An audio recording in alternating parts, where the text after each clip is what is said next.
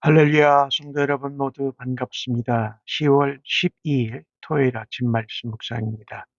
오늘 하루를 시작하는 첫 찬송은 263장 이 세상 험하고 찬송 올려드립니다.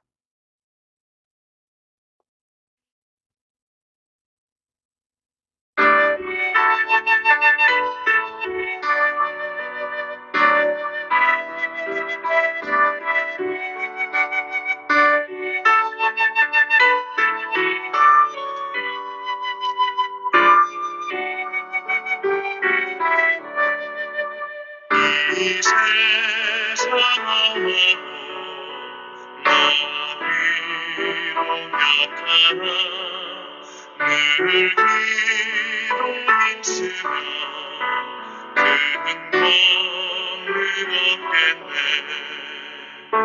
주의 은혜로 대속받아서 비와 같이 붉은 대문같이 이겠네. 주님의 권능은 한없이 크오니 거울 같은 내 마음 녹여주소서. 주의 은혜로 대속받아서 비와 같이 붉은 눈같이 이겠네.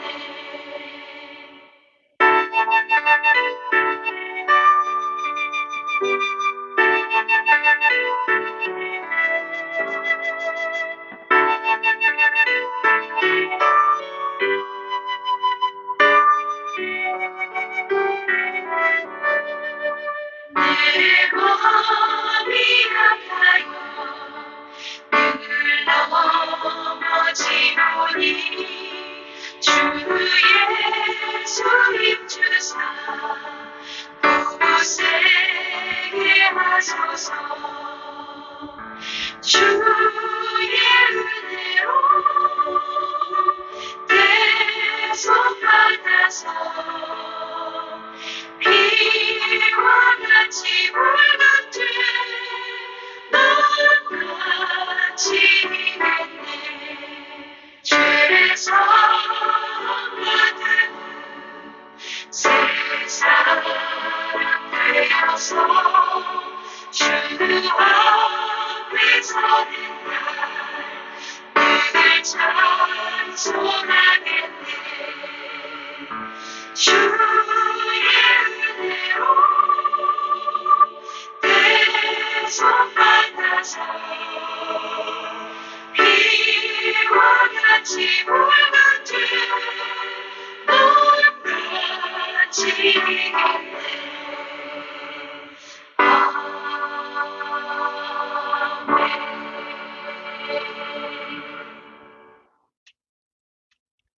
아버지 하나님, 오늘도 새날을 허락하시고 말씀으로 저희들을 만나주시니 감사합니다. 하나님 말씀을 대할 때에 기쁨으로 대하고 또 하나님을 처음 알게 되었을 때에 첫사랑과 감격이 날마다 새롭게 하여 주옵소서. 오늘도 성령의 지혜와 총명으로 함께하여 주실 줄로 믿습니다. 오늘도 말씀을 통하여서 우리 안에 하나님의 음성과 주의 뜻이 우리 안에 넘쳐나게 하여 주시기를 원합니다. 오늘도 성령에 충만하게 하여 주옵소서. 우리가 이 세상에서 험하고 어려운 삶을 살아가지만 날마다 주님의 십자가와 그 보혈과 우리 주님의 이름을 의지하며 살아가는 하루가 되도록 주여 인도하여 주시옵소서. 오늘도 저희들의 삶을 통해서 하나님이 기뻐하시고 하나님의 영광과 하나님의 이름을 드러내는 예수님과 같은 삶을 살아드리도록 주여 빚으시고 인도하여 주옵소서. 예수님의 이름으로 기도하옵나이다. 아멘. 이 아침에 저희들에게 주시는 하나님의 말씀은 호세아 9장 10절로 17절의 말씀입니다. 함께 성경을 읽습니다.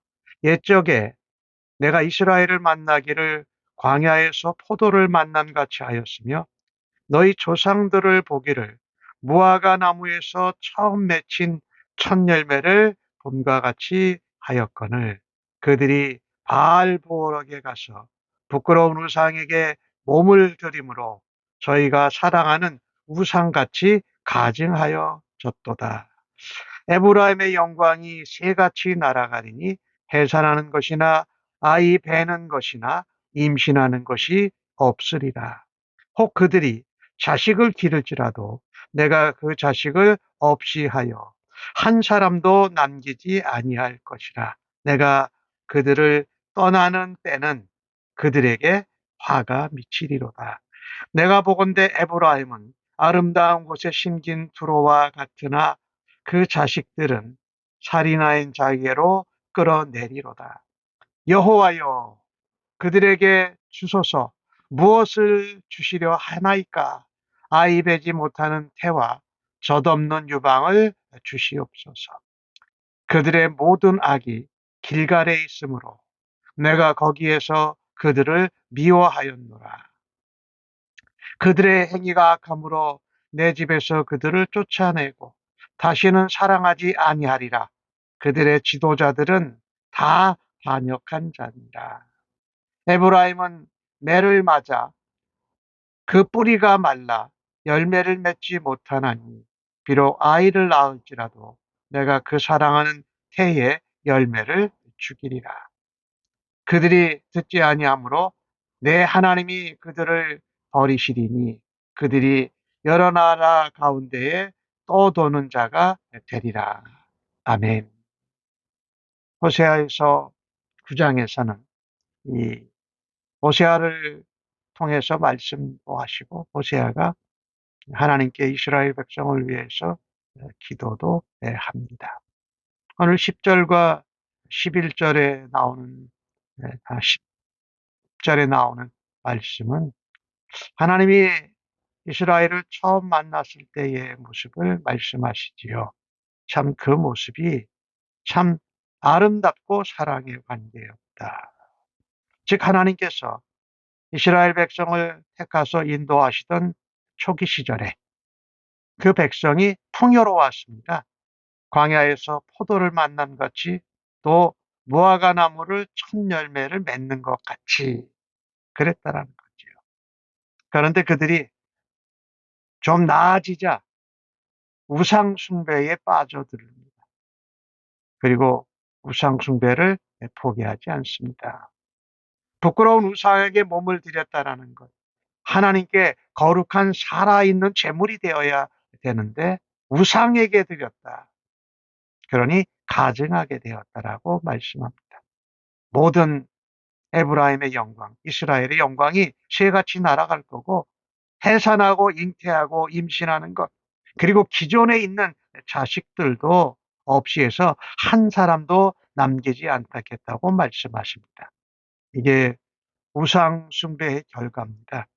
첫사랑을 잊어버리고 하나님이 주신 풍성한 삶을 다 날려버리는 이유는 하나님을 떠나고 하나님이 떠나신 것입니다. 그들이 하나님을 떠나고 하나님이 그들도 떠나신 것이지. 오늘 12절에 그렇게 말씀하잖아요. 내가 그들을 떠나는 때에는 그들에게 화가 미치리로다라고 말씀합니다.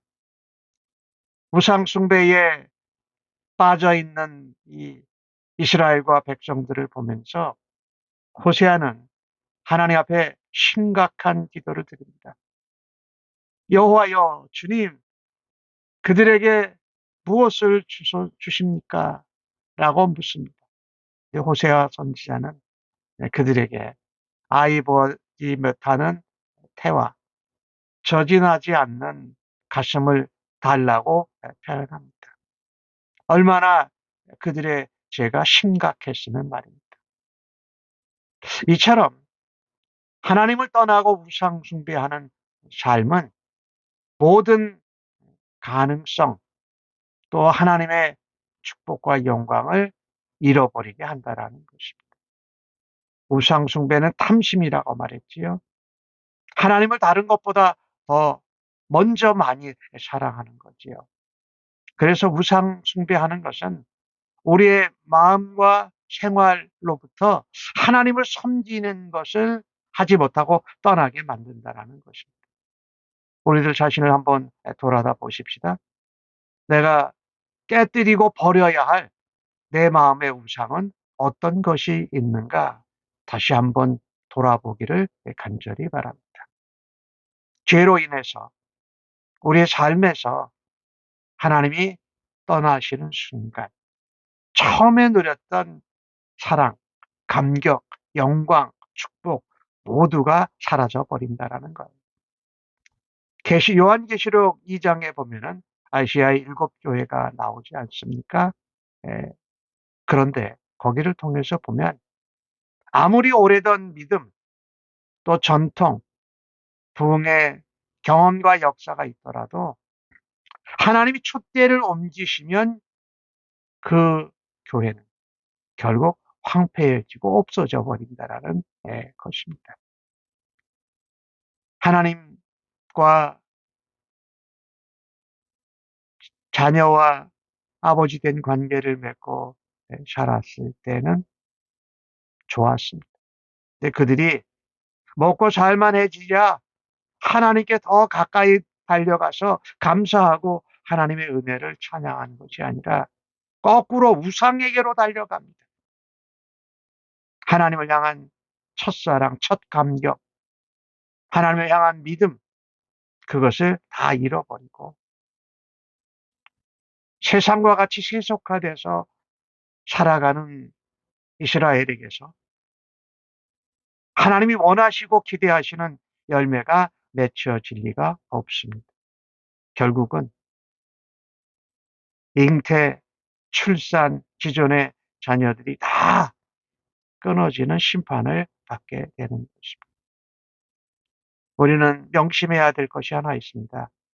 지난날 어제의 신앙이 우리의 내일의 신앙을 보장해 주지 않는다라는 것입니다. 오늘 하나님 앞에서 믿음으로 하나님의 은혜를 감사하면서 신실하게 살아가는 것이 중요합니다. 영광이 새처럼 다 날아버리고 대가 끊어지는 이것은 그들이 하나님을 떠나고 하나님을 떠나서입니다. 내가 범죄함으로 우리 공동체가 죄악을 범하므로 우리의 자녀들의 세대가 고통을 받는다면 어떻게 해야 할까요? 오늘 내가 하나님 앞에 무엇을 하나님 앞에 회개할지를 돌아볼 수 있는 은혜가 있기를 바라는 것입니다. 오늘 15절 말씀에 보면은 그 모든 악이 길갈에 있었다라고 말합니다. 하나님이 길갈을 미워했고 거기서 행하는 행위가 다 악해서 쫓아내고 사랑하지 아니하고 또 지도자들은 다 반역해서 백성들이 악을 행하는데도 앞장서서 말리지 않고 앞장서서 악을 행하게 했다라는 것입니다. 길갈에서 이스라엘 백성들이 사울을 왕으로 세웠습니다. 하나님이 친히 이스라엘의 왕이 되는 것에도 불구하고 그들은 인간을 왕으로 세우려고 했지요. 그것은 하나님께 대한 반역이요 엄청난 죄악이었습니다. 실제로 사울 왕은 왕이 된 후에 하나님의 뜻을 따라서 뭔가를 하기보다 자기 생각과 자기 원하는 대로 하여서 하나님을 불순종하고 결국은 왕위에서 폐위되는 것을 보질 않습니까? 또 다른 면에 하나 길갈로 가지 말라고 호세아서 4장 15절에 그렇게 말씀한 것을 보면 사사기 시대에 길갈에는 중앙 성소가 있었는데 거기서 바알을 위한 제사가 행해졌다라는 것입니다. 하나님은 그분을 배반하고 우상을 숭배하는 이스라엘을 전쟁에서 패하게 하십니다. 그리고 그들이 포로가 되고 그들의 자녀들은 밑둥이가 찍혀 뿌리가 말라버린 나무처럼 완전히 다 죽어버리게 된다라고 말씀하십니다. 16절에 매를 맞았다라고 말씀하지요. 호세아는 그런 이스라엘 향해서 그들이 듣지 아니함으로 내 하나님이 그들을 버리셨다. 그리고 이스라엘 백성은 여러 나라 가운데 떠도는 떠돌이 인생이 될 거라고 말씀합니다. 하나님을 배반하고 하나님 말씀을 무시하고 하나님을 떠난 백성을 향해서는 하나님의 징계와 심판이 반복됩니다. 이것은 우리에게 심각한 메시지입니다. 내 삶에도 내가 하나님을 배반하고 하나님의 말씀을 떠나고 하나님의 말씀을 무시하고 내 마음대로 했을 때에 내 삶에도 회개하지 않으면 반복되는 실패와 징계가 일어날 수 있다라는 것입니다. 여러 나라의 떠돌이가 되겠다고 말씀했잖아요. 이렇듯 말씀에 대한 불순종, 그것은 하나님과의 관계가 끊어지고 하나님의 사랑과 보호와 인도하심을 받지 못하는 엄청난 불행을 가져다 줍니다. 아까 길갈 얘기 잠깐 드렸는데 길갈에서 그 은혜가 있었지요. 요단강을 건너서 가나안에 들어온 그 기쁨과 감사와 감격이 있었어요. 그런데 호세아 선지자가 사역하던 그 당시에 그들은 베델과 길갈에 금송아지를 갖다 놓고 섬겼습니다. 생명의 근원이신 하나님의 말씀을 거역한 것은 마치 뿌리에 도끼가 찍혀진 그런 나무처럼 완전히 죽어서 열매를 맺지 못한다. 예수님께서 요한복음 15장에 그런 말씀을 하시지 않습니까? 나는 포도나무여 너희는 가지니 저가 내 안에 내가 저 안에 있으면 너희는 과실을 많이 맺는다고 하는데 가지가 나무에서 떨어지면 살 수가 없습니다. 그래서 우리는요 늘 말씀이신 예수님 안에 하나님 안에 붙어 있어야 됩니다. 말씀의 토양에 뿌리를 내려서 양분을 흡수하고 죄악을 물리치고 생명을 유지하고 잎이 무성하고 열매를 맺을 수 있다라는 것입니다.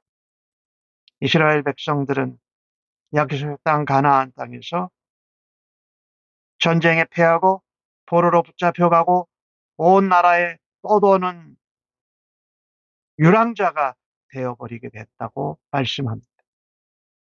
우리가 뿌리가 마르지 않고 열매를 맺지 못하는 방황하는 인생이 되지 않기 위해서 내가 힘써야 될 것은 무엇입니까?